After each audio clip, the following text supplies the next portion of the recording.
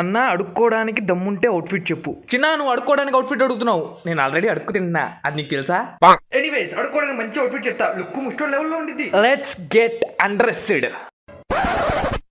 ఎందుకంటే ఇలా వెళ్తే ఎవ్వడు భిక్షమేడు. ముందు మీరు వేసుకున్న డ్రెస్సు తీసేయండి.